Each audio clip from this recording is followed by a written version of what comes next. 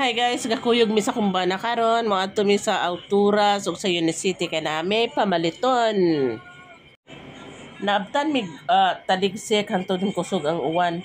Maong nag-decide mi nga mga onsa Indian restaurant nga located bitaw naa sa City Square.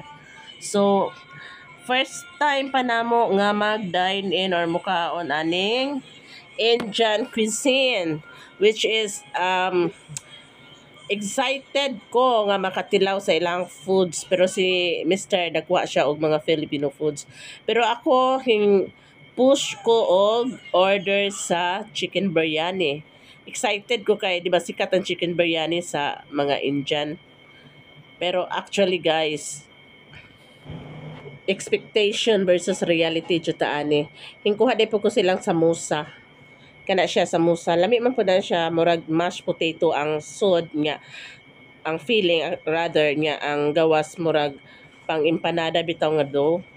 Anya 50 pesos each. Hintry kog isa. Okay raman pud siya. Maura jehong nakaon. Nag-offer to sila namo guys og kanang chicken curry, mutton curry, pero mas gi-prefer dyan ako ang chicken biryani kay maibog ko tigtanaw po kong vlog sa mga Middle East country naman po yung mga chicken biryani nila. Pero hoy, Ginoo ko basta dai di nimo or wa ka maanad di jud ka ganahan bisan paglami na nila. Sa merkado? Ano siya guys? Ang chicken biryani ay kapukog samosa. Isa lang. Hindi ko nun i-try na to ning chicken biryani nila. Ana ako nun kung sa'y dagway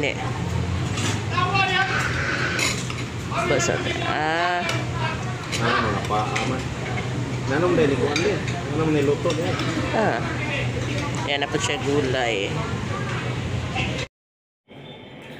Waka sabot si Nene, ingon siya, okay ra ko no, pero pag taod-taod, gilabad yung ulo, the change siya of rice.